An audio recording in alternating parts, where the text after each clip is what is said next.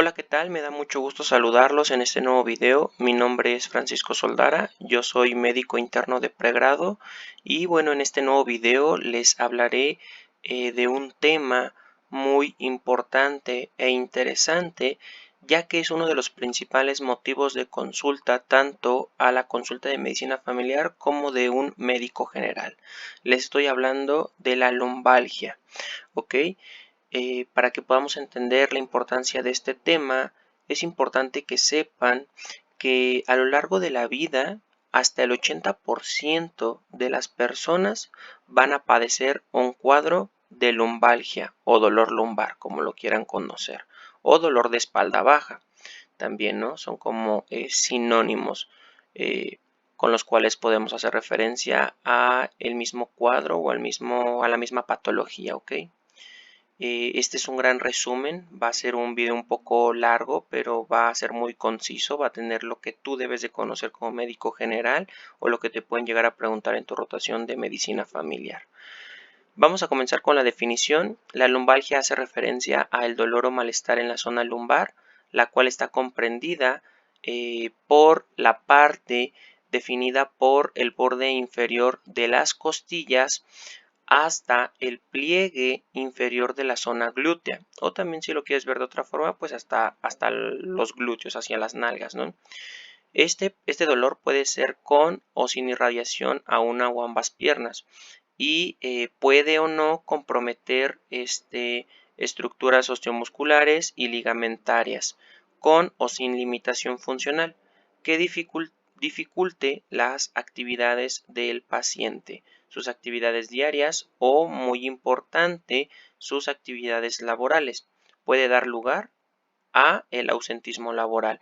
Por eso también es un tema muy importante, ya que es una de las principales causas de ausentismo laboral y una de las principales causas por las cuales los médicos otorgan incapacidades. Por lo tanto, tiene un impacto socioeconómico muy grande y por eso es importante conocer esta entidad.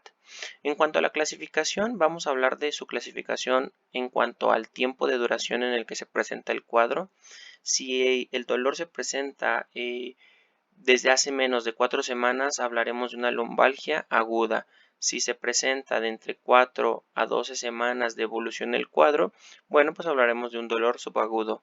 Finalmente, si este dolor ha persistido por más de 12 semanas o lo mismo que son 3 meses, hablaremos ya de un cuadro crónico, de una lumbalgia crónica. Y aquí yo les pregunto, ¿saben a qué hace referencia a las lumbalgias recurrentes? Muy probablemente no lo sepan, así que pues aquí se los explicaré. Las lumbalgias recurrentes hace referencia a episodios repetitivos en los últimos 3 meses de que inició el cuadro inicial. Y este puede dar lugar a restricción de la actividad del paciente. Esto puede verse reflejado pues en su cotidianidad, ¿no? Que se ve incapacitado para realizar sus actividades diarias o pues como ya mencionamos para asistir a su trabajo. Ahora vamos a ver qué impacto tiene esto en la sociedad, cuál es su frecuencia, su incidencia, su prevalencia. Epidemiológicamente la lumbalgia es la principal causa de discapacidad en todo el mundo, o sea, hablando de todo el globo terráqueo, pues entonces a nivel mundial es la principal causa de discapacidad. Esa puede ser pregunta de examen. La prevalencia aumenta con la edad y el mayor número de casos se producen o el mayor número de incidencias está entre los 50 a 55 años de edad. Es más frecuente en las mujeres y la lumbalgia específica es el tipo de lumbalgia más frecuente. Esta se suele presentar en hasta el 90% de los casos. O sea, en 9 de cada 10 pacientes es muy probable que no logremos una etiología puntual y digamos es por esto. Lo más probable es que digamos, bueno, pues es una lumbalgia específica en el 90% de los casos. Según el Instituto Mexicano del Seguro Social, en 2017 se registraron más de 300,000 consultas de lumbalgia. Y es la octava causa de consulta en medicina familiar. Por eso les adelantaba en un inicio, a modo introductorio, que Vamos a ver muchos casos de estos en la consulta de medicina general y también en la consulta de medicina familiar, y por lo tanto este es un tema muy preguntado en esta rotación. Si tú eres interno, si estás por pasar a este servicio, esta rotación, pues tienes que manejar o dominar este tema al 100%. En cuanto a los factores de riesgo, bueno, pues podemos mencionar los principales: la obesidad, la mayor edad. Conforme avanzamos en la vida, pues a mayor edad, mayor riesgo de presentar lumbalgia. El trabajo físico intenso, muy importante, pacientes que se dedican a trabajos en los cuales tienen que realizar movimientos torsionales, levantar objetos pesados como en la imagen se observa, o exposición a vibración constante.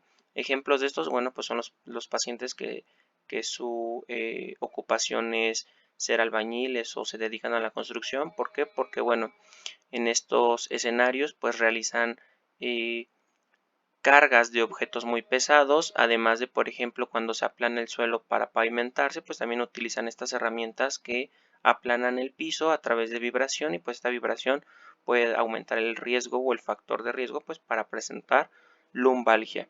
El tabaquismo es otro, factores psicosociales como lo es el estrés, la depresión y, muy importante, el desacondicionamiento físico. Un paciente que es sedentario, que no realiza actividad física, ya sea de fuerza, etcétera, pues bueno, es un paciente que tiene mayor riesgo de presentar lumbalgia.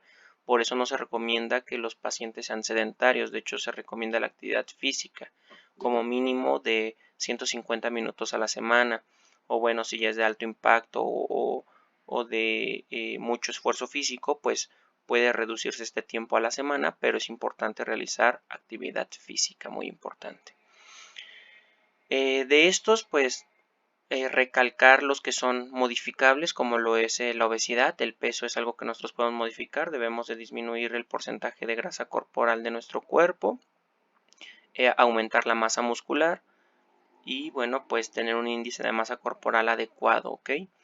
El trabajo físico, bueno, a lo que se dedique el paciente pues probablemente no sea muy modificable, porque pues no cualquier persona se puede dar el lujo de renunciar a su trabajo o solicitar que lo cambien de área, etcétera. Pero bueno, otro que sí es modificable es el tabaquismo, muy importante. Eh, el, el hábito tabáquico hay que suspenderlo, y hay que comentar a los pacientes que si no dejan de fumar, pues bueno, tienen mayor riesgo a presentar dolor lumbar. Ahora bien, factores de riesgo asociados con la progresión del dolor lumbar de agudo a crónico, que es muy importante.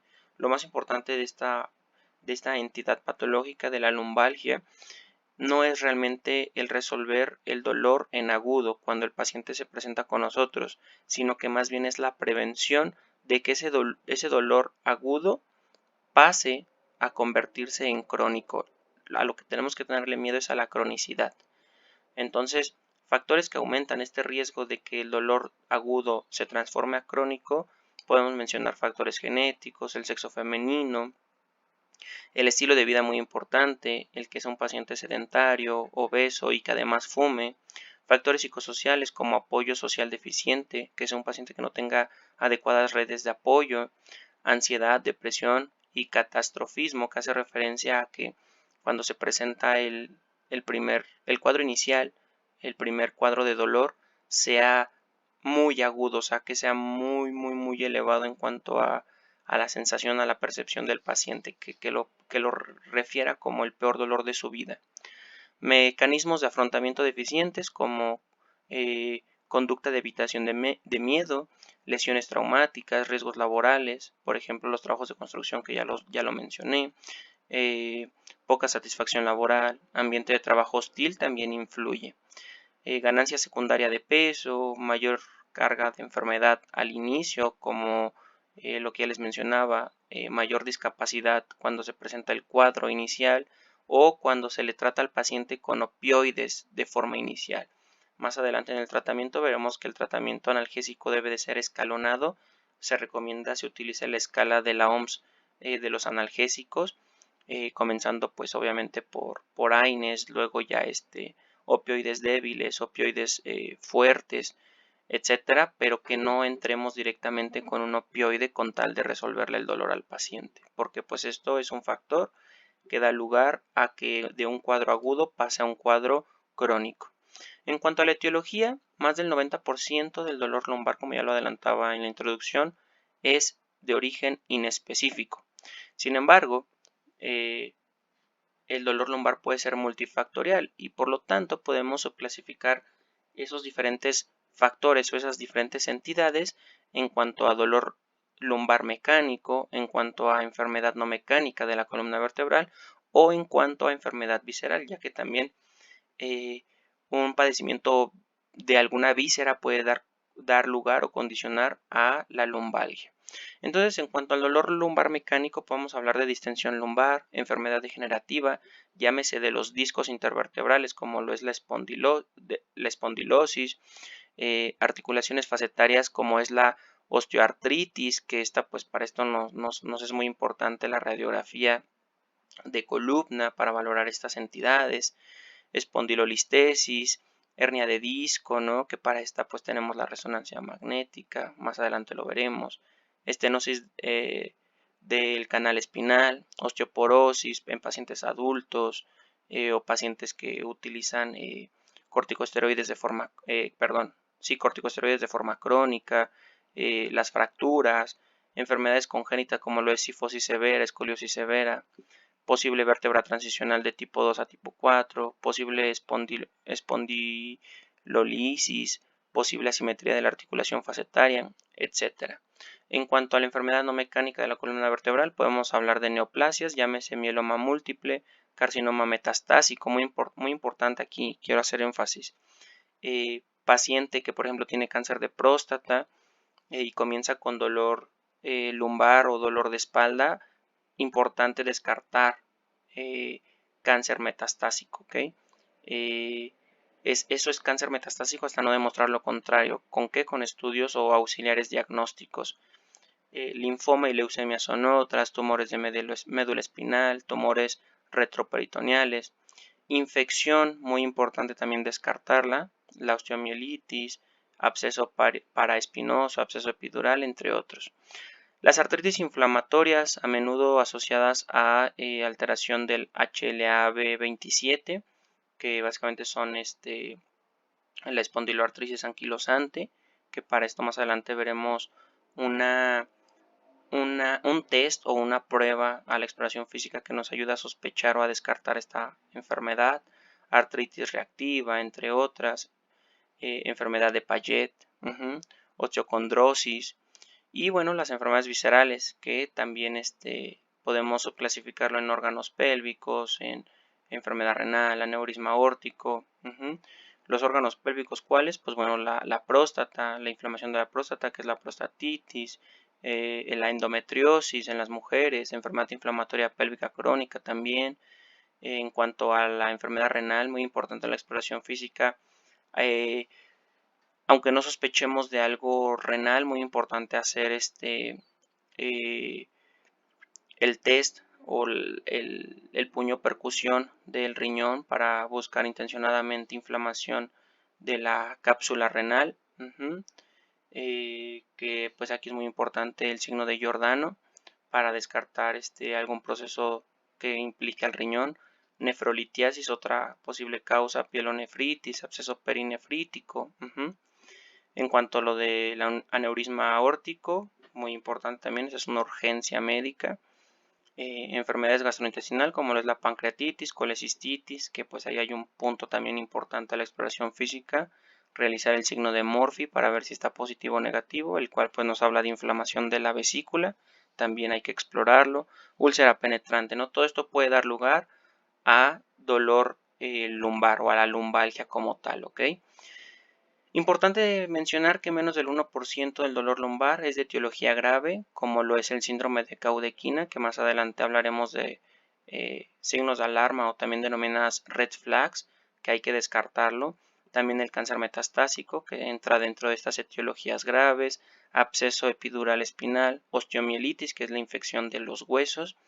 Estas causas en general en un paciente con dolor lumbar se suele presentar en menos del 1% de la población total que presenta lumbalgia. Entonces, pues a pesar de que no es frecuente, pues sí es importante descartarlo en nuestro paciente.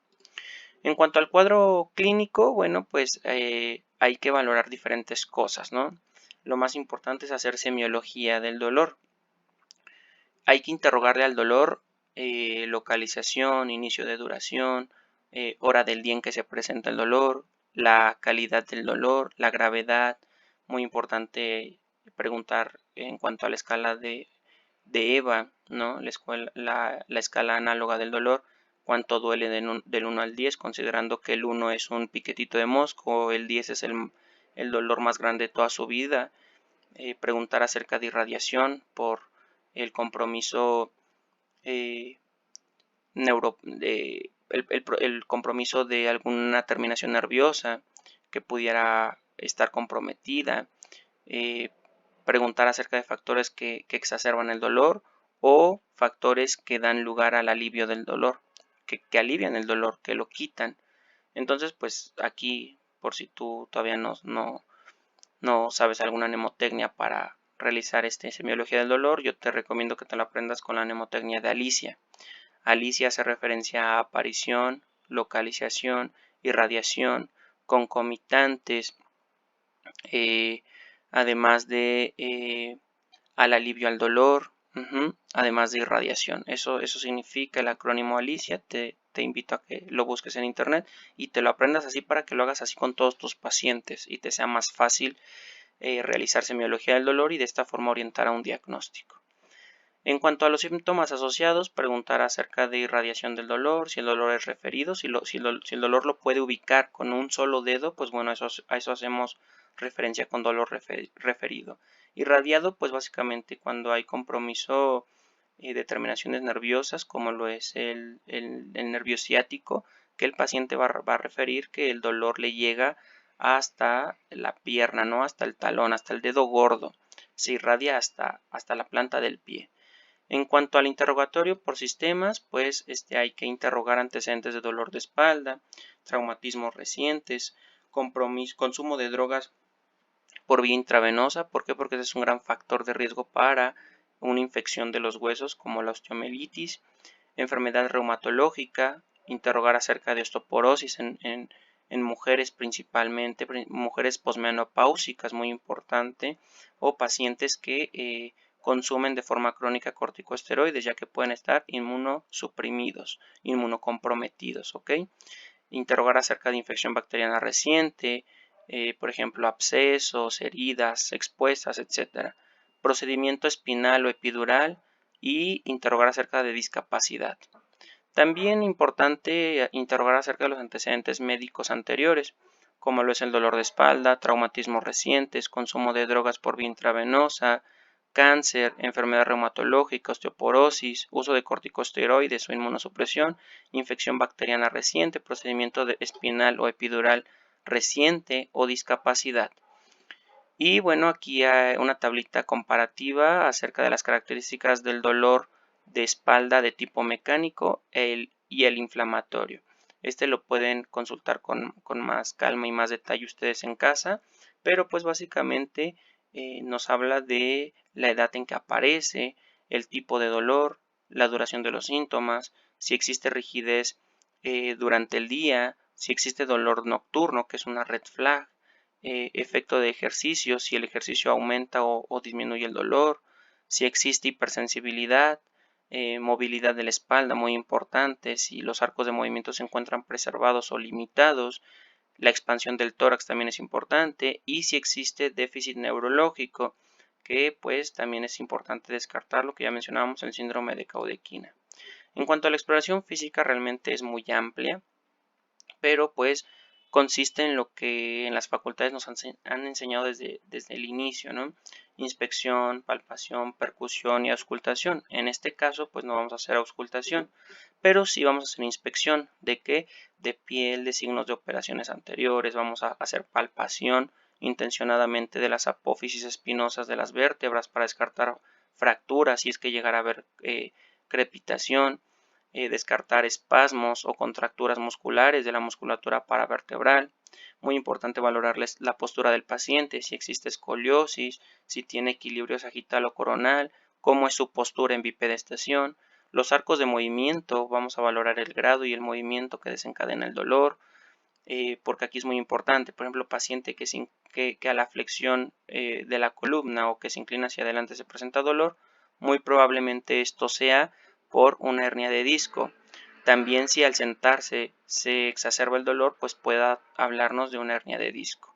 Sin embargo, si el paciente a la extensión de columna presenta el dolor, pues lo más probable es que esto sea por una estrechez del canal medular o alguna otra causa, como pues es también, por ejemplo, la afección interapoficiaria. Entonces, pues esto nos ayuda a hacer diagnósticos diferenciales en cuanto a los arcos de movimiento. También es importante valorar la fuerza del paciente si se encuentra preservada o disminuida, ¿con qué? Con la escala de Daniels.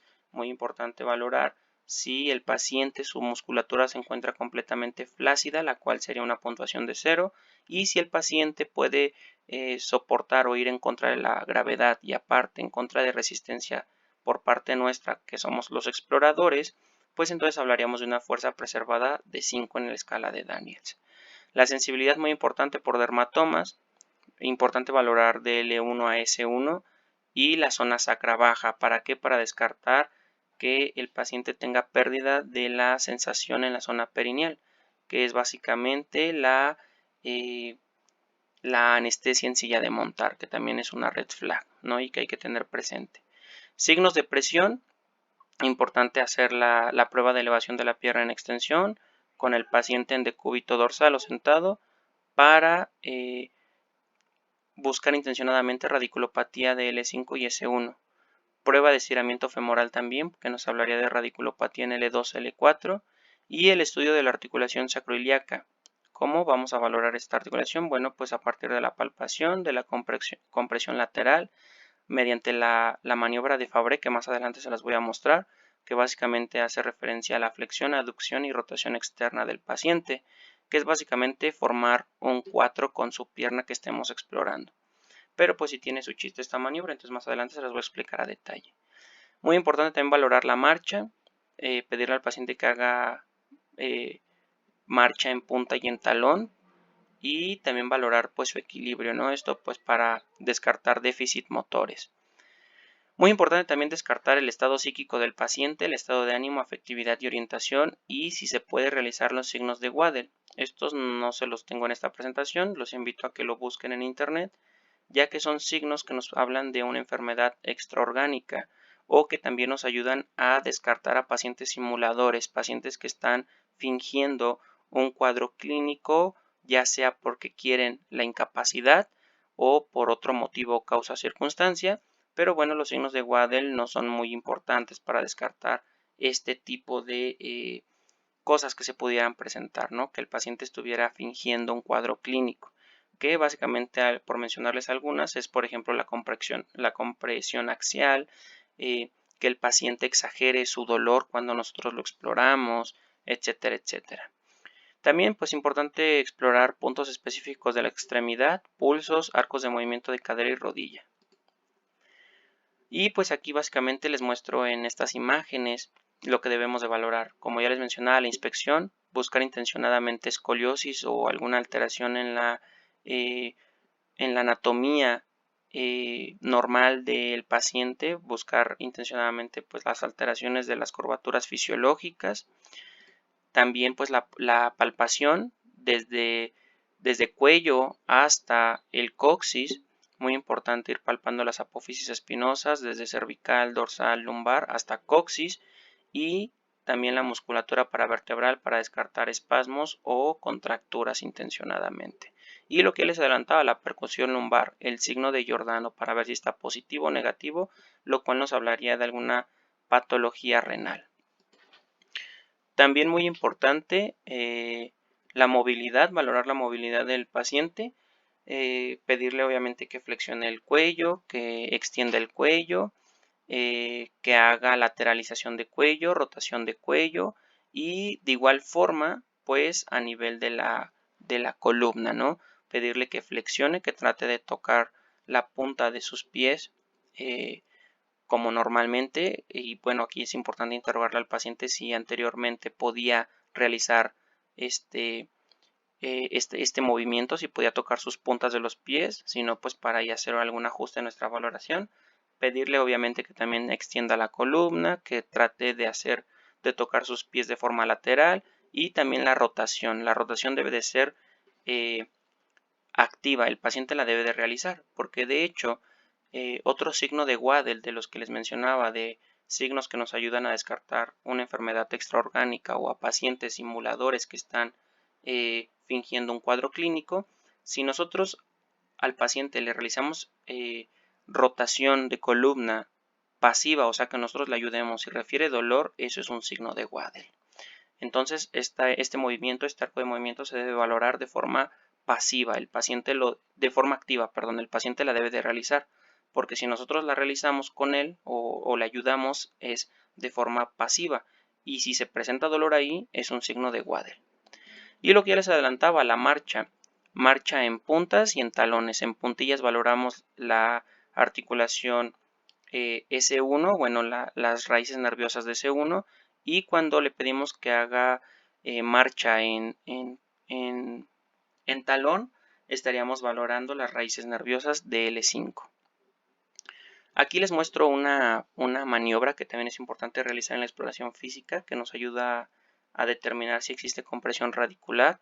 Esta es la prueba de Bragard, no se confundan, no vayan a creer que es la prueba de la Sage o la SASH, como ustedes la quieran mencionar,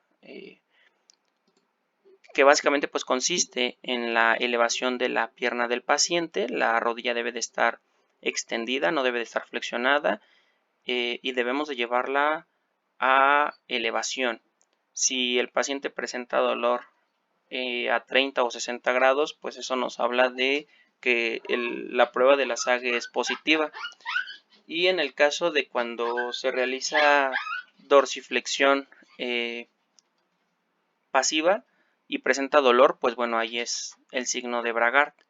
Si se siente, si el paciente refiere dolor a la elevación, ya sea entre 30 y 60 grados, pues es positivo el signo de la SASH.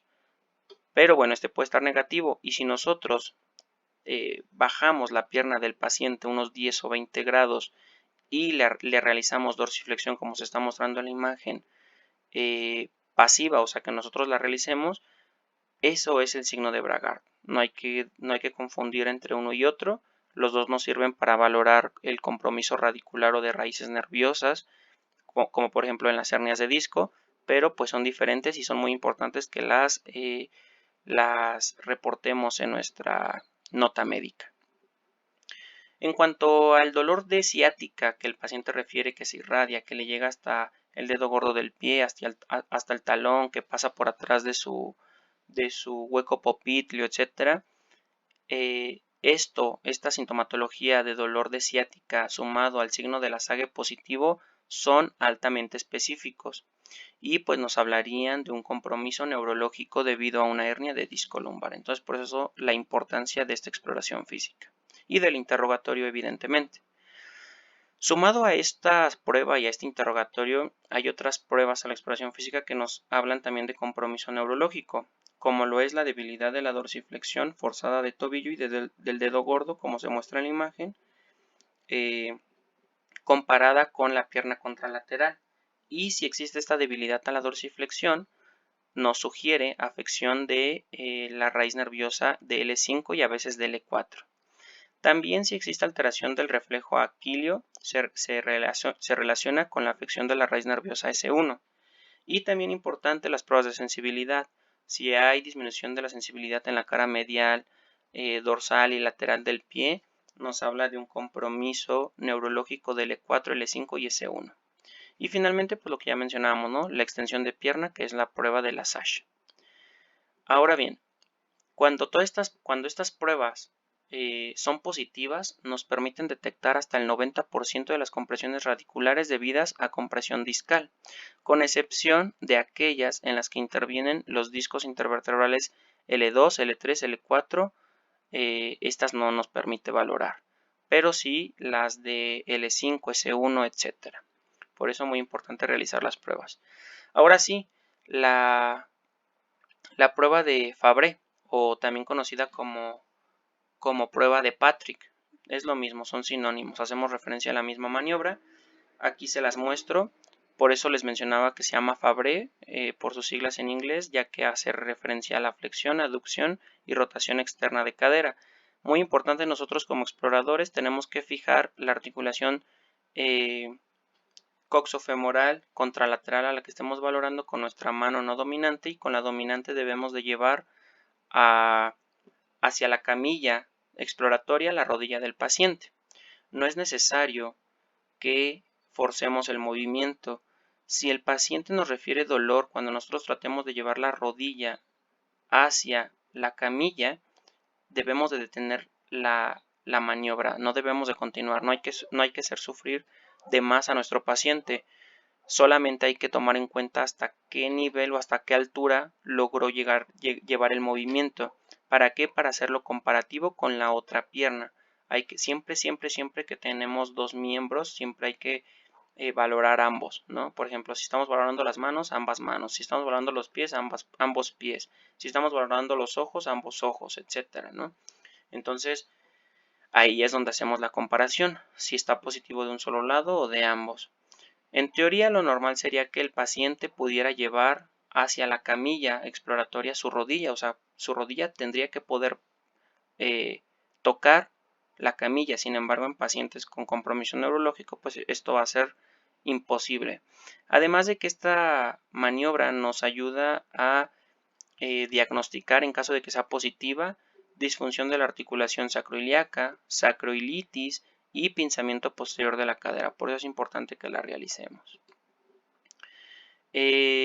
Finalmente, les quiero mostrar, o bueno, más bien aquí les voy a pedir que la busquen ustedes, el test de Schober, porque si yo entro, o sea, si yo le pico ahorita, pues nos vamos a salir de la presentación, de la imagen interactiva de Genially, pero les pido que ustedes busquen el test de Schober, ya que pues nos ayuda a descartar espondilitis anquilosante, ¿no? Y es una maniobra que tenemos que realizar en la exploración física, que a grandes rasgos consiste en ubicar dos puntos en la espalda de nuestro paciente, que el primer punto es en la articulación entre L5 y S1, o sea, donde empieza la parte sacra de la columna, o donde terminan las lumbares, y después le pedimos al paciente que se incline y marcamos un segundo punto que es a 10 centímetros. Y pues si existe una ganancia de 5 centímetros de distancia entre el punto A y el punto B, pues eso es normal. Pero si existe menos, estaríamos sospechando de espondilitis anquilosante, como les mencionaba. Entonces, pues también es importante que la realicemos. Ahora ya vamos a pasar al diagnóstico. Es importante que sepamos que realmente el diagnóstico se hace casi en el 90% de los casos con la anamnesis y con la exploración física. Y por lo tanto, pues la mayoría de los individuos con lumbalgia no requiere estudio de imagen, no requiere de una radiografía, mucho menos de una tomografía y mucho menos de una resonancia magnética. Sin embargo, existen casos en los que sí, y las indicaciones para solicitar un auxiliar diagnóstico son las siguientes: traumatismo agudo, signos o síntomas de alarma, alta sospecha de clínica de infección o malignidad, diagnóstico o sospecha de cáncer, factores de riesgo de infección como lo es la inmunosupresión, consumo de drogas por vía intravenosa, cirugía reciente, traumatismo penetrante o una infección bacteriana. Que clínicamente pues el paciente presente fiebre mayor a 38 grados centígrados, que haya tenido el antecedente de una infección reciente, que como les mencionaba se administrara drogas por vía intravenosa, o pacientes inmunosuprimidos como son pacientes con VIH, pacientes con uso crónico de corticosteroides, que ya hablamos que baja las defensas de los pacientes. En el caso de la radiografía simple, está indicada para evaluar fracturas osteoporóticas o por compresión, lesiones óseas o líticas malignas, espondilolistesis, sospecha de malignidad, que básicamente es cáncer, osteoartritis o pérdida de altura del disco. Es importante que sepas que se debe de solicitar proyección tanto antero-posterior como lateral, ya que son pues las más adecuadas y las que nos permiten valorar lo antes mencionado, y que pues intencionadamente debemos de buscar reducción de los espacios intervertebrales, debemos de buscar la presencia de osteofitos, debemos de buscar esclerosis subcondral, todos estos cambios que nos hablan de degeneración. ¿Ok? O de desgaste de los huesos, por así decirlo de una forma más sencilla. En cuanto a la resonancia magnética, esta pues está indicada eh, para la evaluación de principalmente tejidos blandos, como ligamentos, discos intervertebrales, raíces nerviosas, forma y tamaño del canal espinal, médula espinal, y pues es específico y sensible para cáncer y para infección. ¿Por qué? Porque podemos observar la formación de abscesos, podemos observar la neoformación de huesos, etcétera.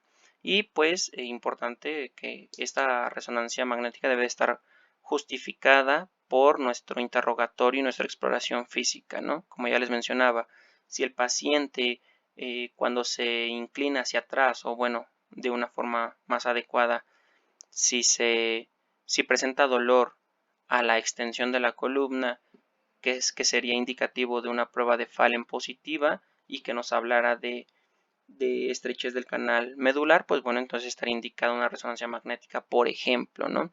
O que clínicamente tuviera fiebre mayor a 38 grados, etcétera, etcétera, que estuviéramos sospechando de una infección de los huesos, una osteomielitis, pues también estaría indicado solicitar la resonancia magnética, pero no antes, ya que también se ha demostrado en estudios que la indicación de estudios de imagen en pacientes con lumbalgia también promueve la cronicidad del cuadro. Finalmente, estudios de laboratorio que se pueden solicitar, pero que no son indispensables, son, por ejemplo, la velocidad de eritrosedimentación o la PCR. Y estos pueden ser útiles para descartar o confirmar alguna etiología inflamatoria o infecciosa, ¿no? Podría ser un paciente que tuviéramos que referir en caso de que estas pruebas salieran positivas y aumentadas, pues podríamos referir al paciente al servicio de reumatología, ¿no? Buscando algo reumatológico. Y bueno, pues aquí se observan algunos estudios de imagen que les quiero mostrar. La primera sería esta, empezando por la radiografía, en donde podemos observar disminución de los espacios intercostales. Aquí sería entre L4 y L5, considerando que aquí están las sacras. Este es L5, L4, L3, L2. Entonces entre L4 y L5 se observa disminución del espacio intercostal, se observan numerosos osteofitos, se observa esclerosis subcondral, y pues bueno, en esta habría que descartar el compromiso neurológico de este paciente, ¿no?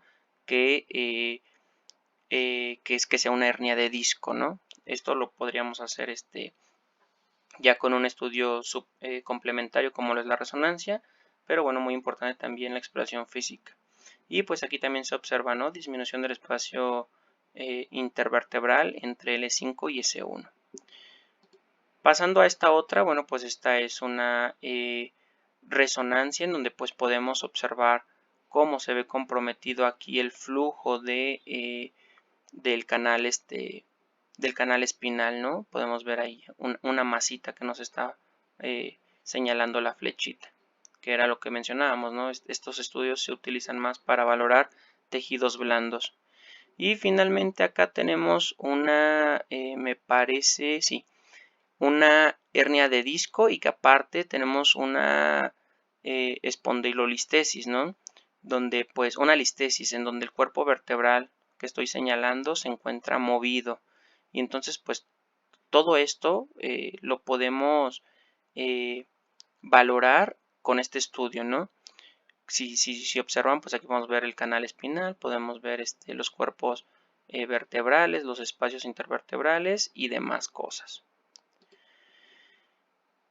Finalmente les quiero hablar de algo muy importante que hay que descartar al momento de hacer el diagnóstico y principalmente en el servicio de urgencias, que son las red flags o signos de alarma en pacientes que presentan dolor lumbar, ya que estos nos indican o nos pueden hablar de un proceso infeccioso, de un proceso oncológico, o sea, cáncer, tumores, neoplasias, y que también nos ayudan a descartar algunas otras cosas, ¿no?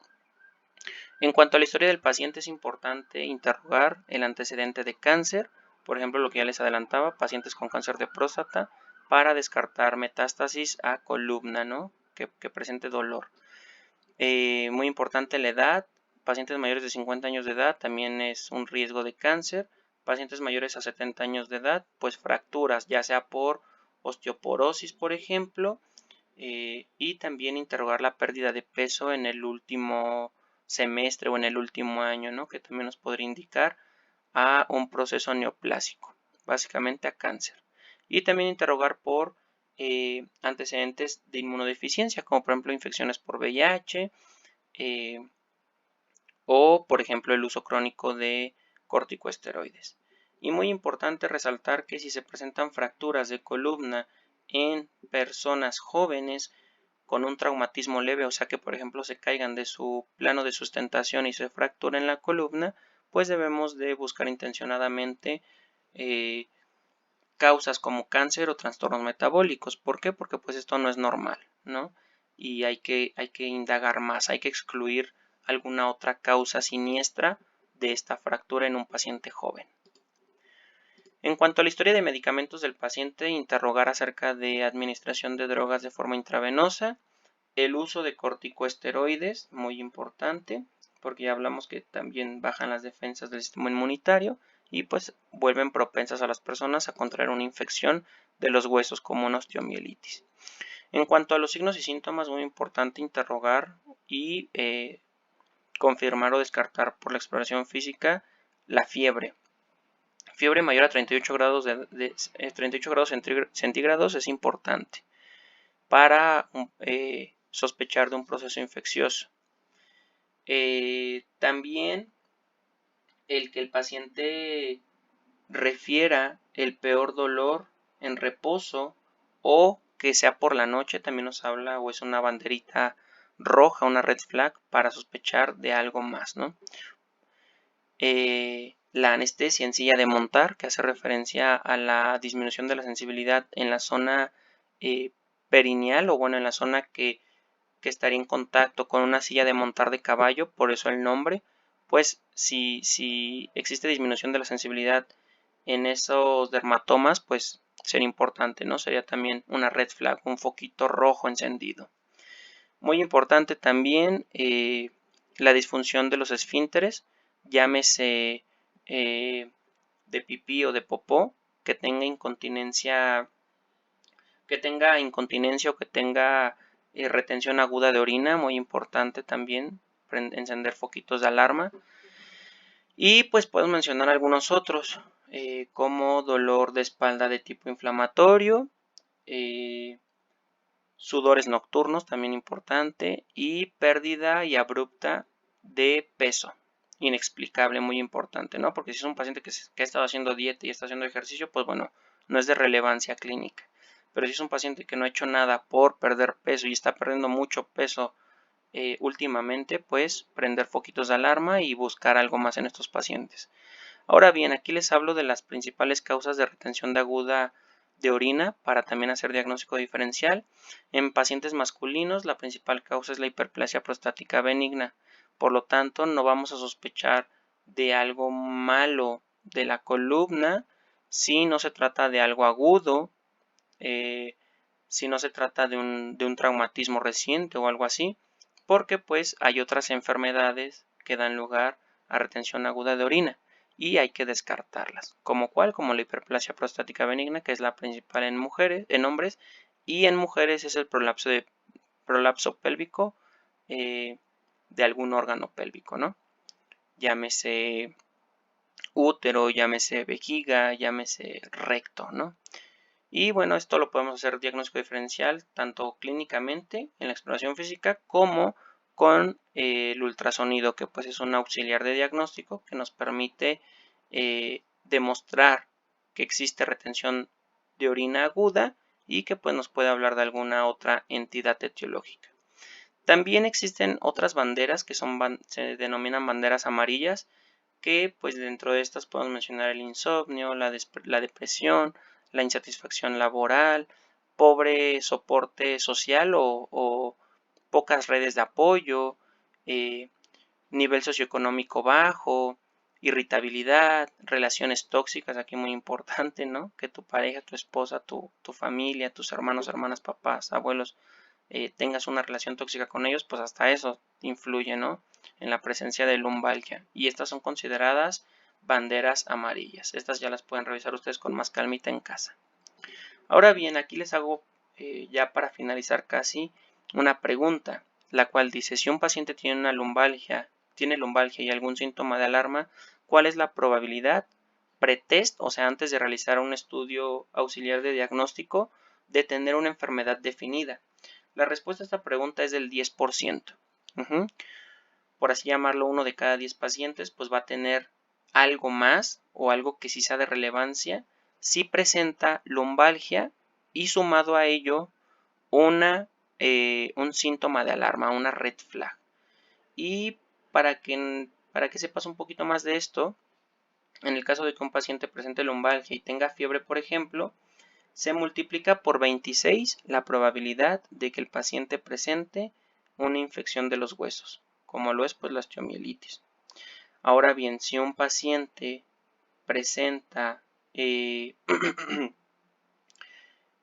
dolor lumbar y además de ello presenta, por ejemplo, una red flag, la que sea, podríamos estar frente a tal vez una neoplasia, pero esto solo ocurre en menos del 1% de los casos. Entonces, pues para que lo tengan presente que estas red flags son importantes descartarlas al momento de nosotros revisar a nuestros pacientes, pero no son completamente sensibles. Sí son específicas, pero no sensibles.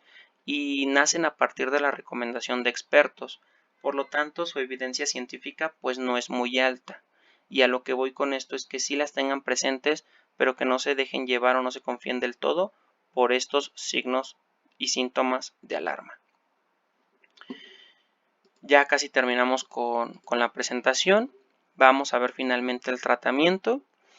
Y bueno, tenemos tanto tratamiento no farmacológico como farmacológico. El no farmacológico incluye las medidas generales, por ejemplo, la pérdida de peso, el tratar el sobrepeso o la obesidad, dependiendo del caso del paciente. Se recomienda una reducción de peso con un tratamiento multidisciplinario, llámese también mandando al paciente a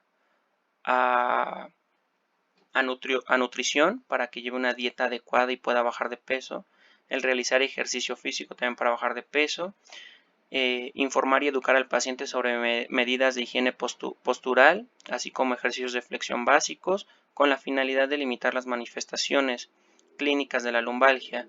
Muy importante, luego es muy normal ver a las personas mal sentadas o que adoptan posiciones que dan lugar a la lumbalgia, entonces por eso la importancia de la higiene postural. El uso de fajas lumbares para las personas que crean que son buenas, pues no, es todo lo contrario, las fajas no están recomendadas para evitar la aparición de dolor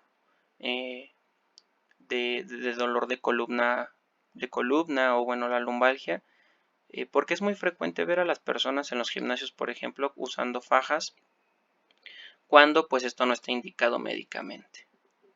En cuanto a la rehabilitación, pues están los ejercicios de Williams, que de hecho es el programa de ejercicios que se le entrega a los pacientes con lumbalgia inespecífica, y pues es muy importante, ¿no? Básicamente son movimientos de flexión que sí ayudan bastante a el alivio de la sintomatología del paciente.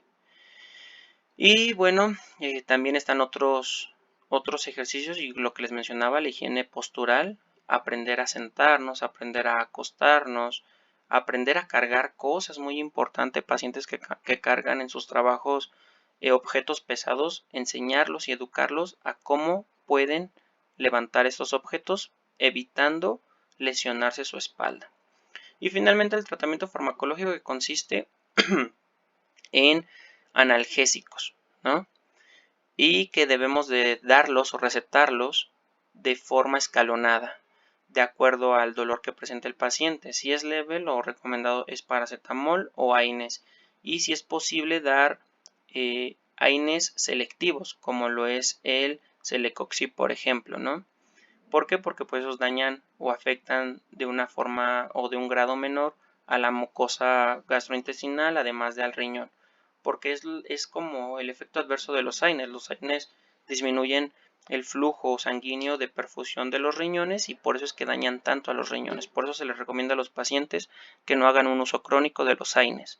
Por eso mejor ir más recomendado el uso de antiinflamatorios no esteroideos selectivos, como lo es el Celecoxib, por ejemplo. En caso de dolor moderado, pues también podemos valorar el uso de paracetamol, AINES u un opioide débil, ¿no? Como lo determina la escala de analgésicos de la OMS.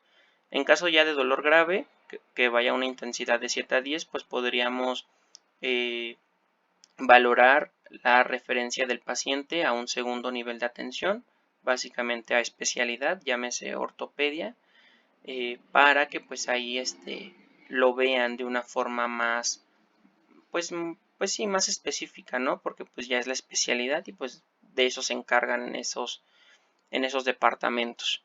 Y también valorar pues el referir o enviar al paciente a medicina física y de rehabilitación.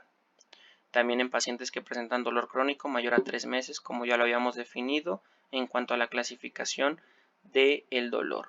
Y yo aquí quiero agregar, y muy importante, evitar el reposo absoluto, el reposo en cama, ya que este puede dar lugar a una desmineralización de los huesos, puede dar lugar a disminución de la musculatura, pudiendo llevar hasta una sarcopenia al paciente, y todo esto es malo, no es favorable para el paciente.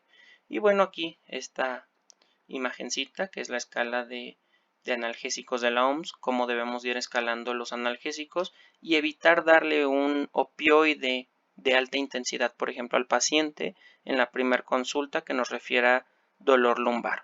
Debemos de ir escalonando el tratamiento como aquí se observa. Primero paracetamol o AINES, luego opioides débiles o AINES o coadyuvantes, luego ya opioides potentes y ya finalmente técnicas que intervienen de una forma más invasiva al paciente, ¿no? También valorar el tratamiento quirúrgico, que bueno, eso ya lo hacen en un segundo nivel de atención, como lo es en la especialidad de ortopedia. Algo más que se me pasará de este tema, tal vez ahorita no lo recuerdo, pero bueno, ustedes pueden dejarme en los comentarios si tienen alguna duda acerca del tema, si hay algo que les gustaría saber. Les pido por favor me apoyen con un me gusta en este video, que lo compartan con más personas y más compañeros para seguir creciendo esta comunidad, que se suscriban al canal y que activen la campanita de notificaciones para que se les notifique cada que yo suba nuevo contenido. Les dejo aquí mis demás redes sociales, pueden encontrarme tanto en Instagram como Facebook como YouTube, y pues aquí no en YouTube, que es donde están viendo este video. Pueden buscarme como Burn Medicine o como Francisco Soldara, estoy para servirles y pues espero su apoyo, ya que pues la verdad también me encanta hacer este tipo de videos y lo hago con una finalidad de que sigamos aprendiendo y sigamos actualizándonos de estos temas tan importantes. Sin más por este video, hasta el próximo.